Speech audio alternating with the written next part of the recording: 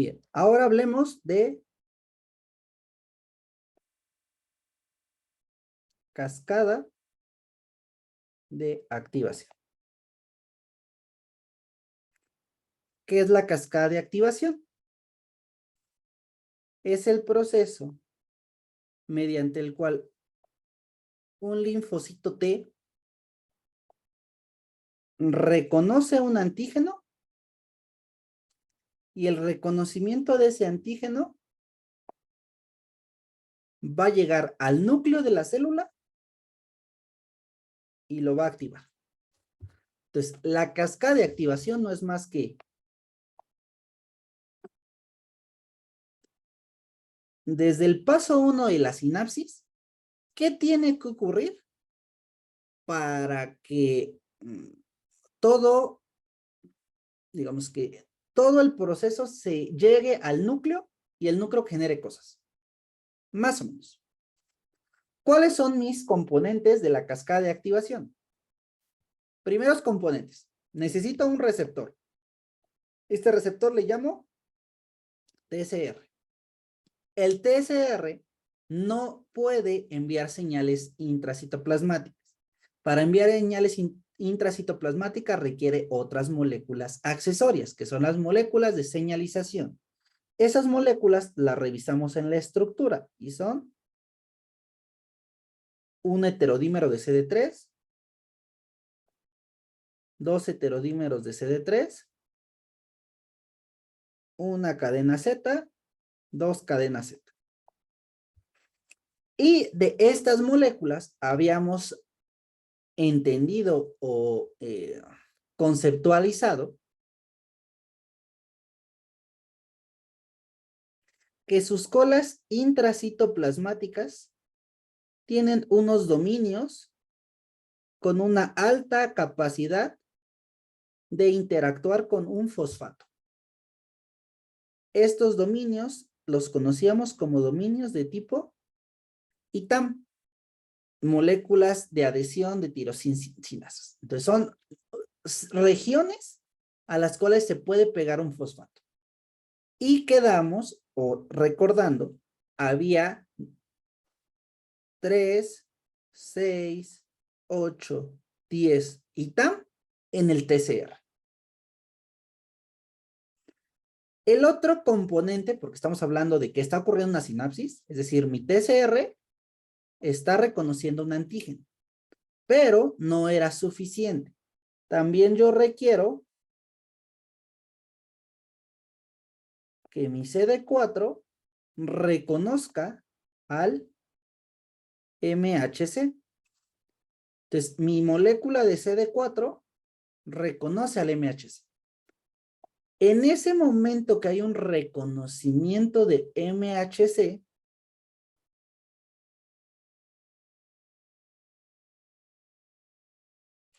mi molécula de CD4 envía una señal de activación. Una señal de activación a LSK. LSK es una tirosincinasa. Y como buena tirosincinasa, su función es fosforilar. ¿A quién va a fosforilar? Entonces, yo reconozco al antígeno y estos sitios están listos para fosforilarse. Reconozco al MHC. Vamos a poner una cadena que reconozca al MHC. Y una vez que reconocí el MHC, esta proteína se enciende. La activación de LSK lo que permite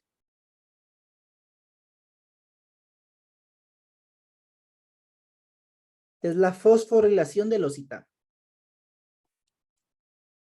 Que esta proteína se encienda es lo que determina que todo mi sistema de señalización se encienda. Por eso, si esta molécula nunca interactúa con esto, yo no puedo activarme. El reconocimiento del MHC por CD4 es lo que inicia la activación realmente. Ya están fosforilados estos sitios presentes en las cadenas tanto Z como CD3. Yo necesito ahora una proteína que reconozca esta fosforilación. Alguien me ayuda en el chat diciéndome cuál es esta proteína que se le considera la iniciadora de la cascada de activación.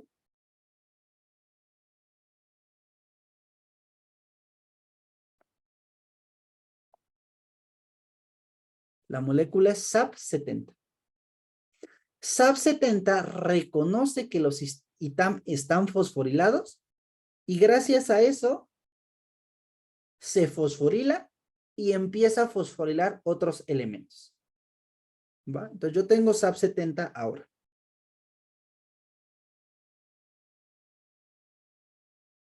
SAP70, gracias a la activación inicial, yo ya la tengo activa.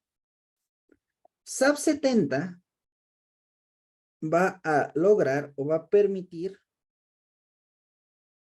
en su búsqueda de generar una activación, va a permitir que se fosforile algo que conocemos como proteína adaptadora.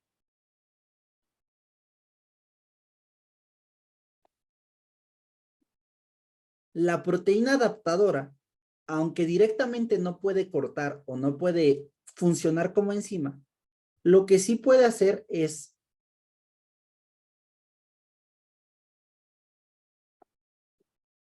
ser un sitio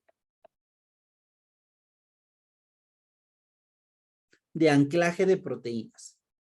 Entonces, la molécula adaptadora está permitiendo que se acoplen otros complejos moleculares. ¿Cuáles son los complejos moleculares más importantes? Son dos. El primer complejo supramolecular, que es este verde que está aquí, le voy a llamar fosfolipasa C gamma.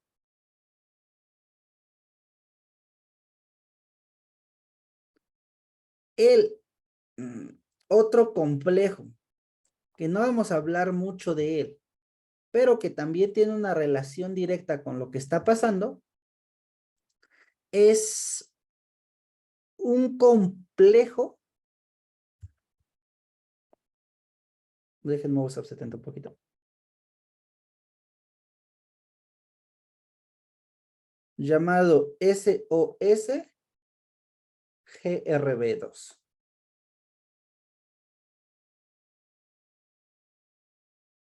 Solo deben recordar que la molécula adaptadora se fosforila por SAP70 y permite la llegada de otras moléculas. Veamos una por una, porque si no se me confunde. Hasta aquí, ¿dudas?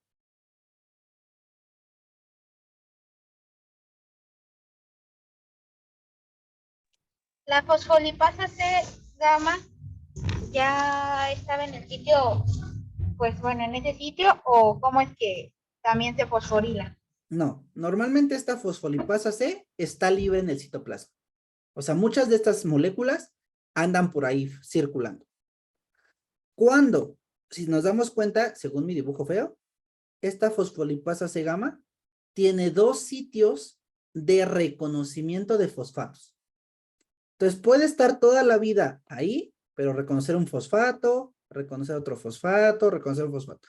Y eso no hace que se active.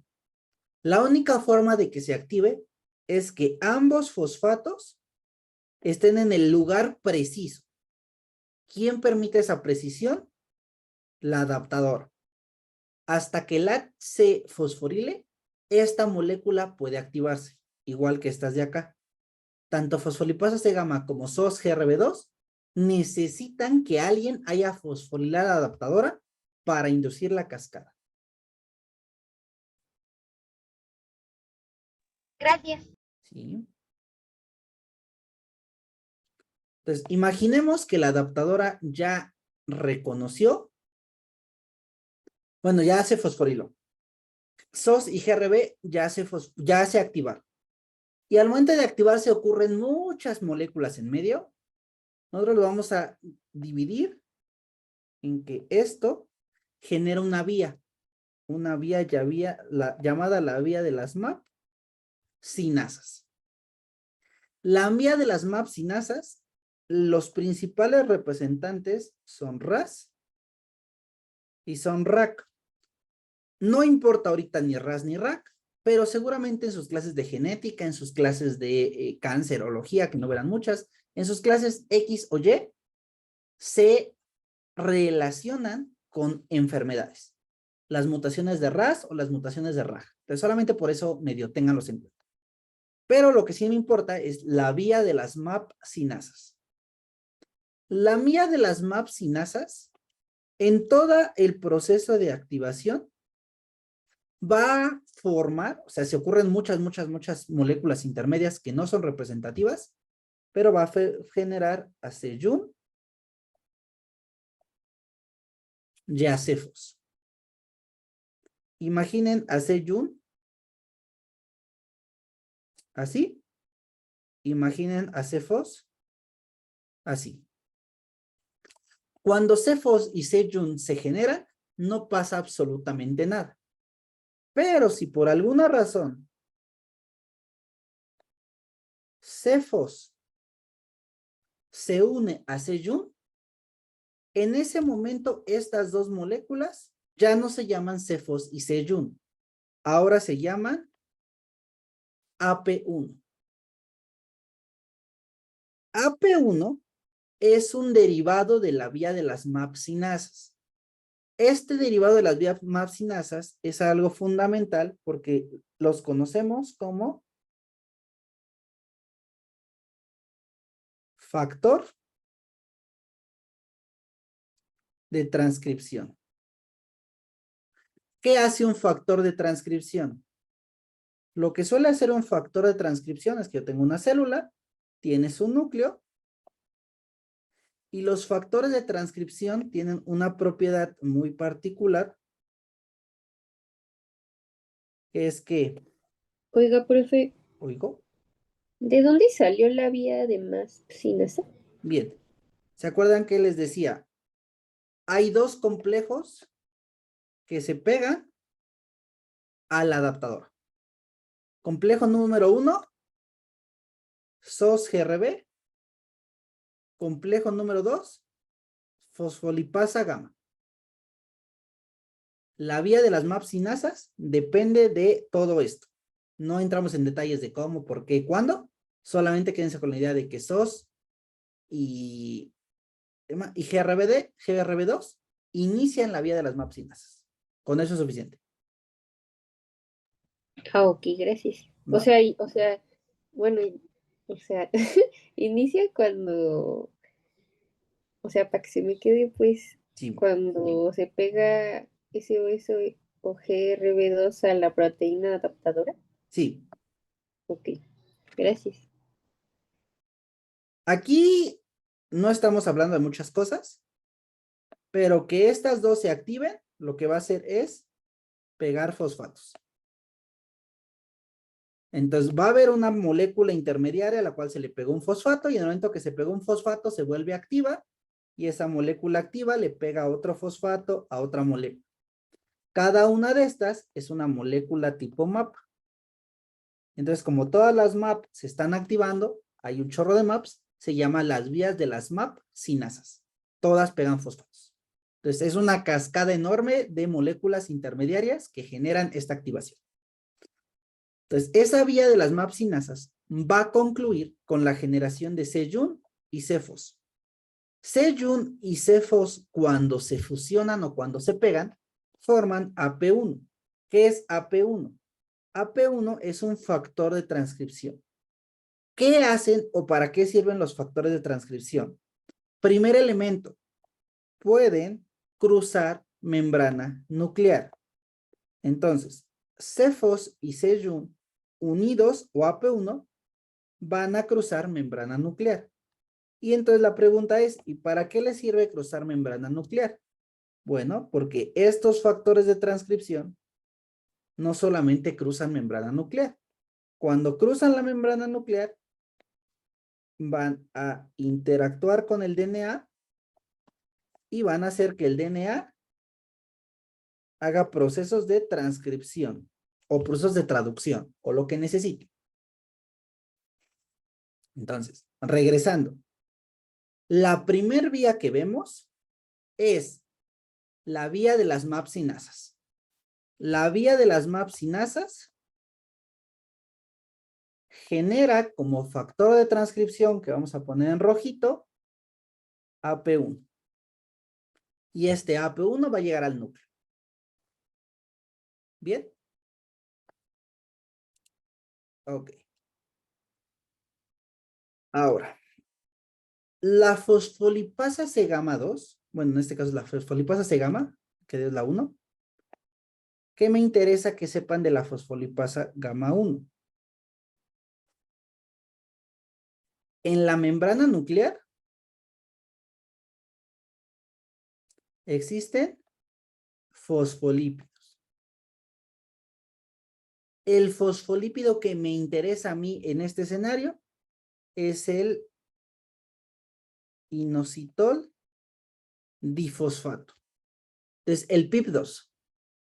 El PIP2 es una grasa, un lípido que está en la membrana. ¿Por qué me interesa este lípido?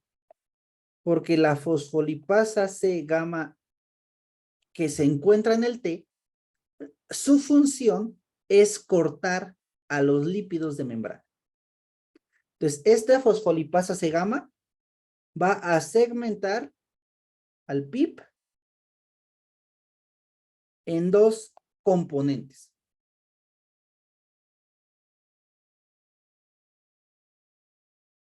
Entonces, el primer componente se llama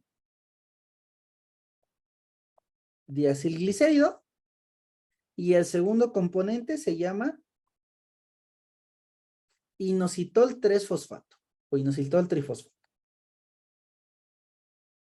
Entonces, antes de seguir, voy a leer el comentario de Aisley por si alguno de ustedes no lo leyó, que es una pequeña mnemotecnia para recordar la vía de las MAP sinasas.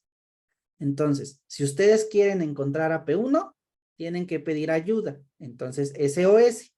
¿Cómo piden ayuda? Mediante un MAP. El mapa son las MAP sinasas. Entonces viene de MAP K. Entonces, bueno, y ya. No sé si a alguien más le funcione, pero está padre. Listo. Va. Regresando, a que no se me pierda.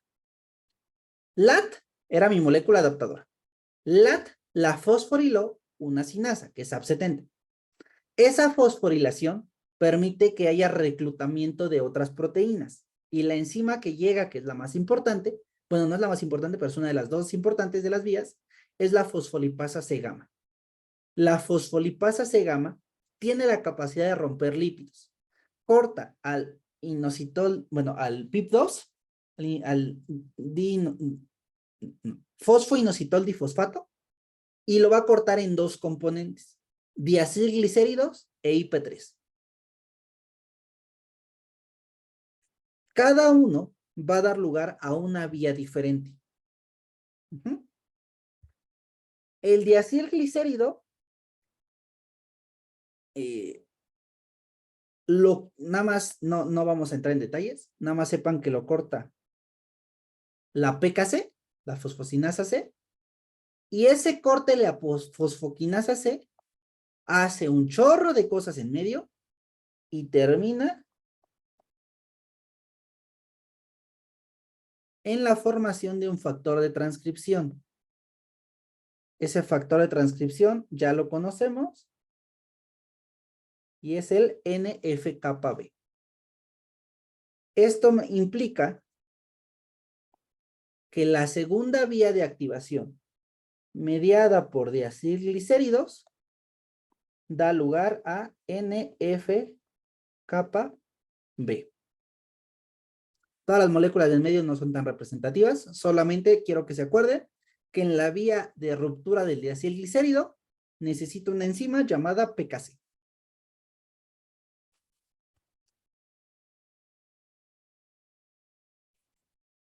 ¿Puede regresarle tantito donde está lo de las vías? Claro. ¿Esto de aquí? ¿O el esquema grandote? Ese, gracias. Va.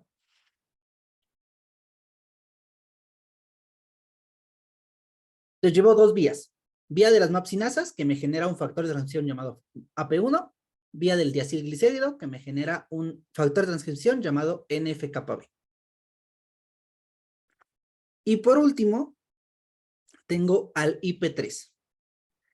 El IP3, después de un chorro de modificaciones, de activación, de canales, de lo que ustedes quieran, solamente quiero que recuerden, IP3 aumenta la cantidad de calcio intracelular. Cuando yo tengo mucho calcio dentro del citoplasma, puedo matar a la célula. Entonces, antes de que yo mate a la célula, lo ideal es que yo secuestre calcio. La molécula que se encarga de secuestrar el calcio, yo la conozco como calmodulina.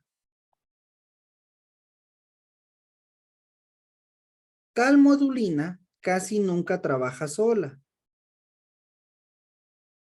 Calmodulina requiere otra molécula que la conocemos como calcineurina. Por lo cual, IP3 libera calcio. La liberación del calcio genera el complejo calmodulina calcineurina. Ese complejo, después de algunos intermediarios, va a lograr formar un tercer factor de transcripción llamado NFAT. Y por eso la tercera vía de transcripción de la cascada está mediado por IP3 y me va a dar lugar al factor de transcripción NFAT.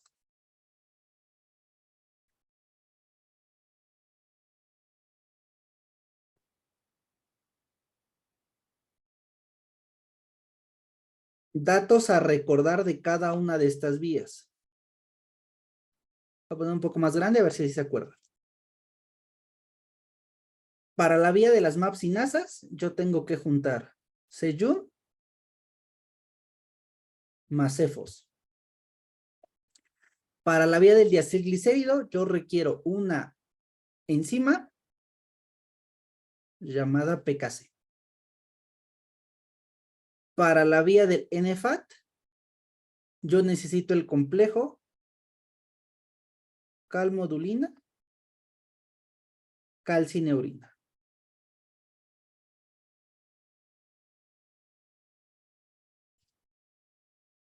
Con que se acuerden de esto, yo ya me doy por bien servido en el tema de cascadas. Ashley.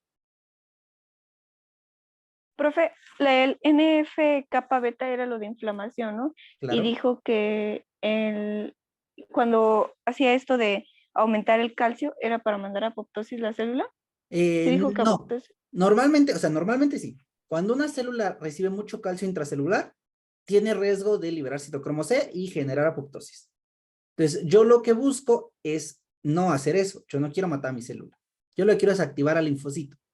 Entonces, en lugar de permitir que ese calcio llegue hasta la mitocondria, el complejo calmodulina calcineurina se apropia de ese calcio. Entonces, ese calcio nunca induce apoptosis. Ese calcio permite la actividad de estos factores, calmodulina, calcineurina. Entonces, y el ajá. NF-kappa beta tiene algo, o sea, es de la inflamación y esto de la cascada tiene que ver algo con la inflamación o No, esa parte son cosas aparte. muy aparte. Ajá, son cortos Ah, aparte. ok. O sea, también, o sea, acuérdense, son factores de transcripción. Entonces, no están solo en un proceso. Ahorita el proceso que estamos viendo es activación de linfocitos T. Entonces, el factor que se repite en relación a la inflamación es el NF-κB, pero el NF-κB no está o no interviene directamente en uno y otro proceso. O sea, cada uno hace sus procesos. Entonces, Ok, gracias. sirve para activar al T. ¿Va? Gracias. De nada. Entonces, esto permite generar un factor de transcripción, dos factores de transcripción, tres factores de transcripción. Estos tres factores de transcripción Mi linfocito T los necesita porque cuando los tres están expresados o alguno está expresado, yo puedo producir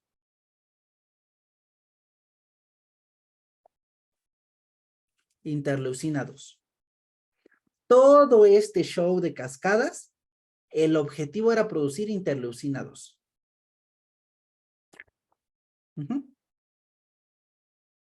Entonces, ¿cómo van hasta aquí? ¿Necesitan 3 segundos para asimilar todo esto? Ya que se acabamos, ¿eh?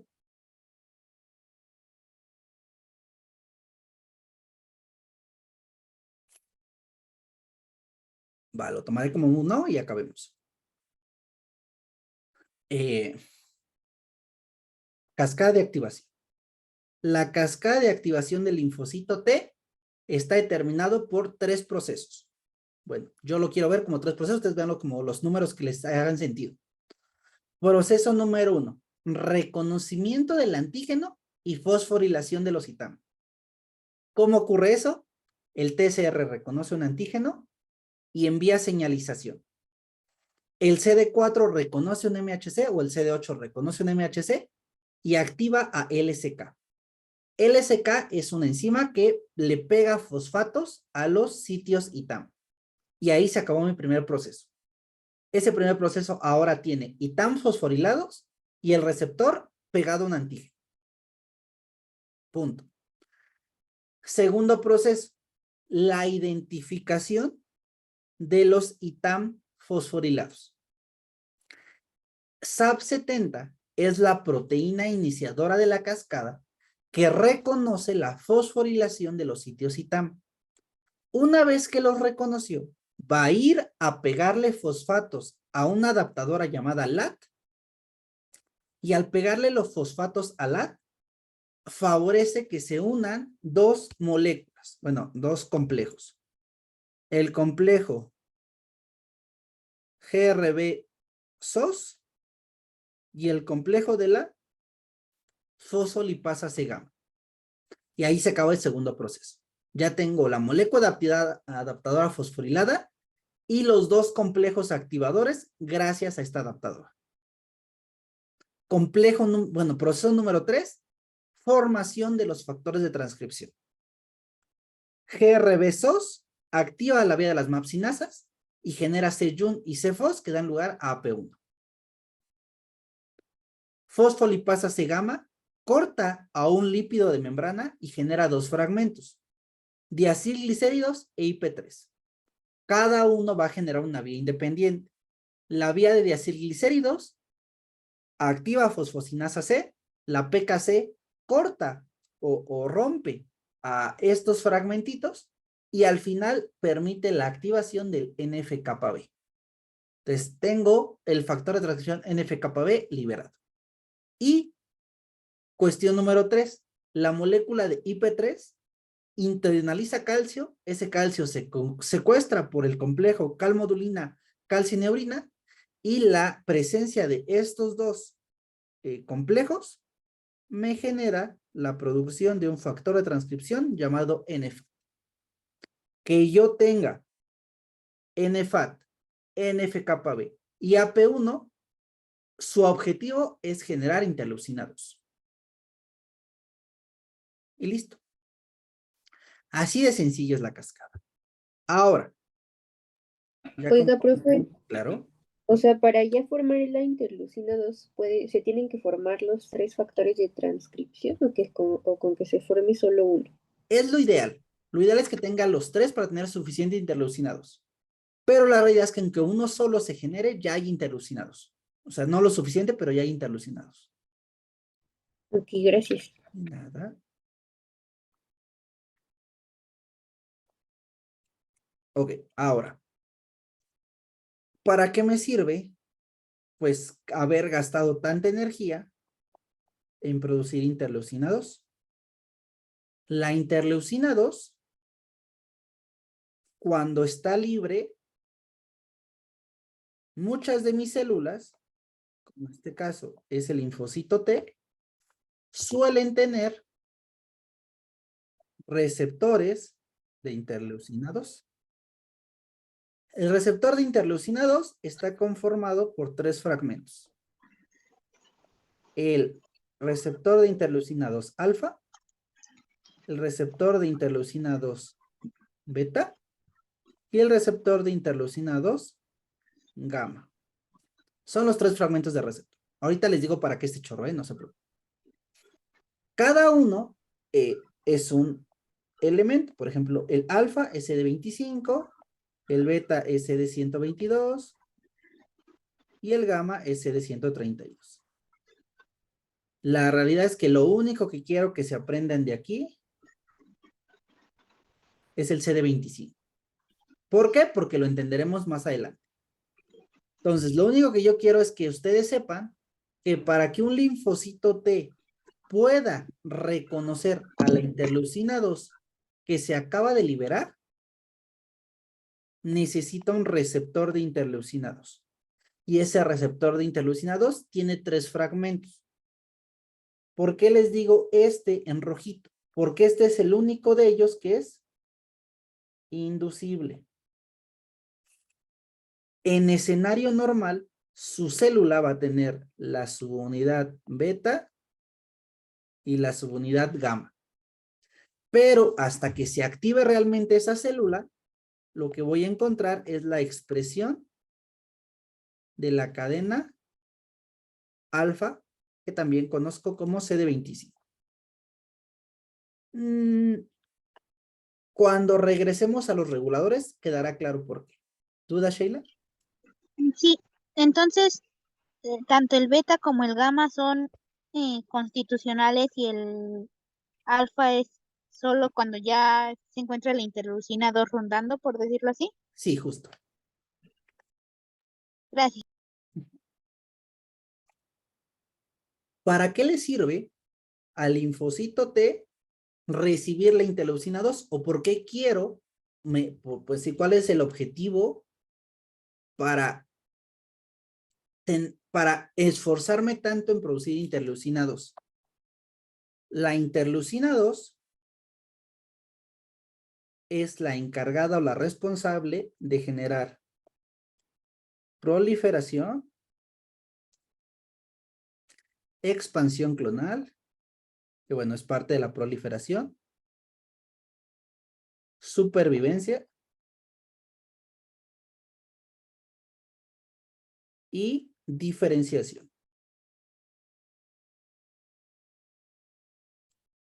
Si no hay interleucina 2, ninguno de estos procesos ocurre. Entonces, es súper necesario que la interleucina 2 se encuentre liberada o presente. ¿Qué necesito para generar o liberar interleucina? Mis 3 factores de transcripción: NF-κB, NFAT y AP1. ¿Qué necesito para estos 3 factores? Que se haga una cascada de activación. ¿Qué necesito para una cascada de activación? El reconocimiento para un antígeno. Va, Ashley.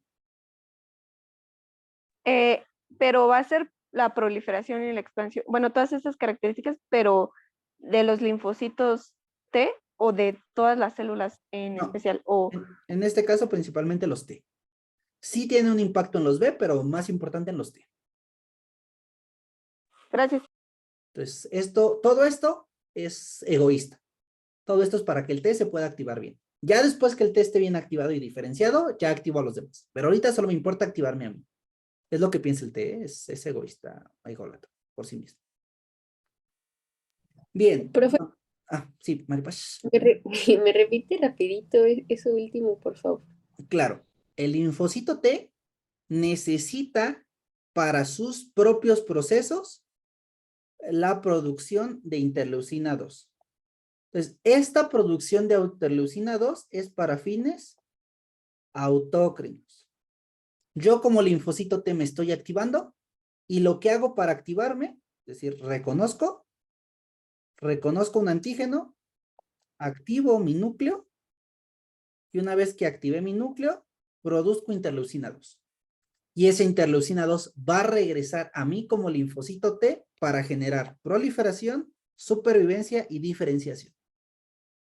Esto es mi señal mediada por citocinas, que si ustedes recuerdan, es mi tercer punto de la activación. o de la sinapsis.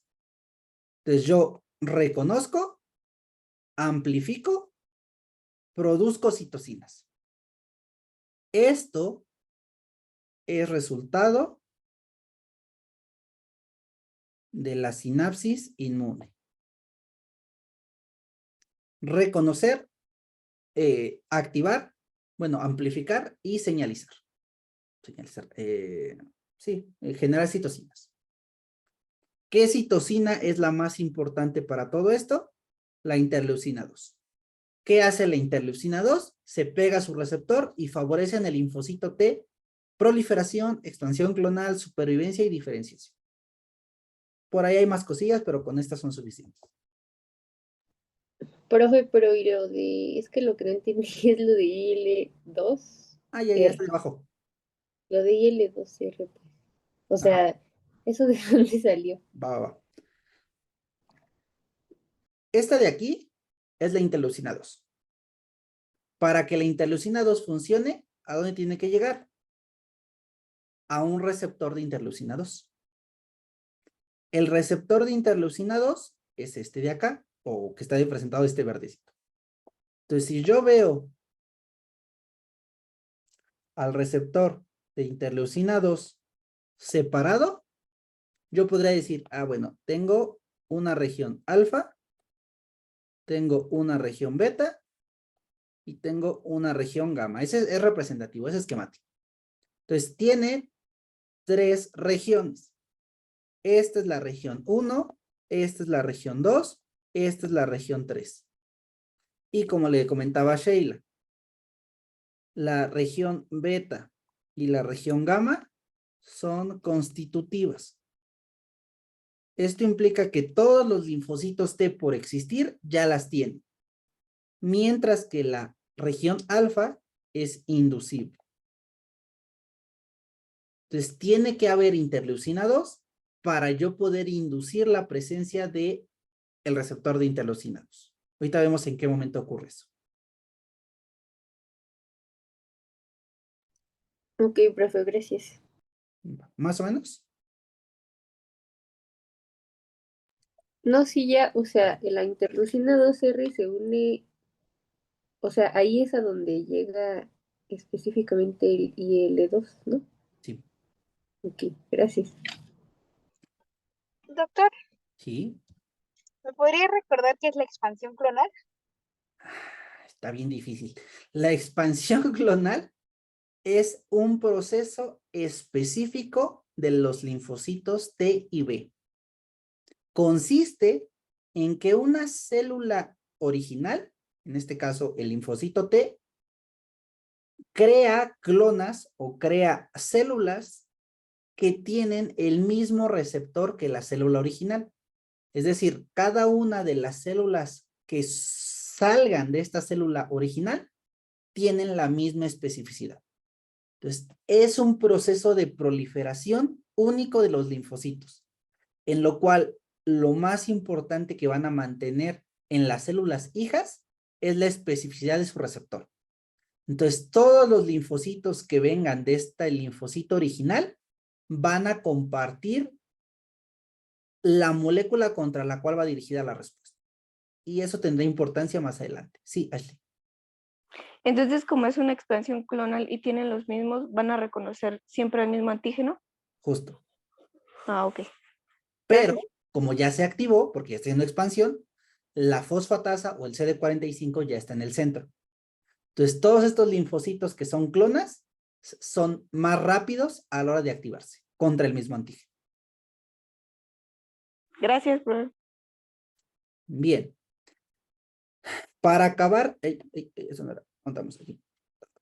Para acabar nuestra sesión de hoy, les voy a platicar muy brevemente la cinética de activación y la vamos a entender iniciando la siguiente clase. ¿Ok? Por lo cual, les pongo aquí. Cinética de activación. ¿Qué es la cinética de activación? Primero, cuando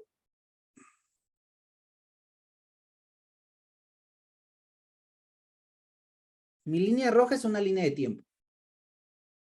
Entonces, este es mi tiempo cero, donde el linfocitos T está inactivo. Imaginemos que el proceso de activación tarda 7 días. Entonces, lo que yo mido en la cinética de activación es qué cambios están ocurriendo en los linfocitos T durante este proceso de activación temporal. Entonces, desde que se activa hasta que se inactiva, ¿qué moléculas se van expresando más? Eso es la cinética de activación. Para entender la cinética de activación, solo hay que conocer 4 moléculas. La primera molécula que se genera en la cinética de activación es, yo reconozco al antígeno y en ese momento se empieza a producir una proteína. Esta proteína se llama CD69. Como no lo vamos a platicar, su tarea ahorita va a ser investigar para qué sirven estas cosas. Solamente les puedo decir que tiene relación con el receptor S1PR1, que es el receptor de esfingosina 1-fosfato. No es, ahorita no lo necesitan conocer. Pero entonces, se expresa CD69 en primer momento en la cinética de activación. En el segundo momento de la cinética de activación, se produce CD25. ¿Alguien me puede recordar quién es CD25? El receptor de interleucina 2 alfa. Bien, entonces, la porción alfa del receptor de interleucina 2, que ya lo platicamos hace un ratito aquí arriba, que lo necesito para reconocer mejor. ¿A quién? Al interleucina 2. Entonces, eso debería hacernos sentido en algún momento de por qué necesito mejorar mi reconocimiento por interleucina 2. El tercer cosa que ocurre es la expresión de CD40 ligando. También no platicaremos por qué en algún momento, pero quédense con que depende de la célula presentadora de antígenos. Y la última molécula que se expresa en la cinética de activación es el CTLA4. Ya me activé, ya hice lo que tenía que hacer, ahora me tengo que regular. Y la mejor forma de regular al linfocito es expresando su receptor su coestimulador inhibitorio. Que quedamos que CTLA4, que se pegaba a CD80 y CD86. Entonces, esta parte de la cinética de activación le vamos a encontrar un poquito de sentido en la siguiente clase. Y pues de entrada ya con eso habremos revisado pues lo que teníamos que revisar hoy. Sinapsis, cascadas y cinética de activación, al menos la introducción. La clase del día sábado, que está un poquitito pesado, no mucho, veremos subpoblaciones, CD8, linfocitos T de memoria, células linfodecinatas y algunas enfermedades, más esta última parte de cinética de activación. No sé si con esto tengan alguna duda. Sí, Shay. Entonces, en resumidas cuentas, la cinética de activación son los cambios moleculares que el linfocito tiene a través del tiempo, ¿no? Muy bien. Gracias. Sí.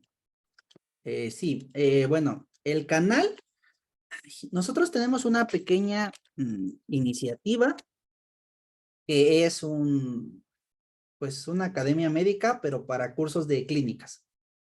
Entonces, pues la academia se llama Síntesis. Entonces el canal es así, YouTube, aquí está. Ajá. La arroba síntesis, no sé si le ponen clic y lo lleve. Y ahí está al menos lo de primer bloque.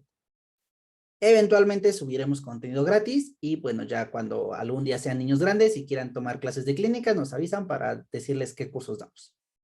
Pero bueno, de entrada esto, no sé si haya alguna otra duda.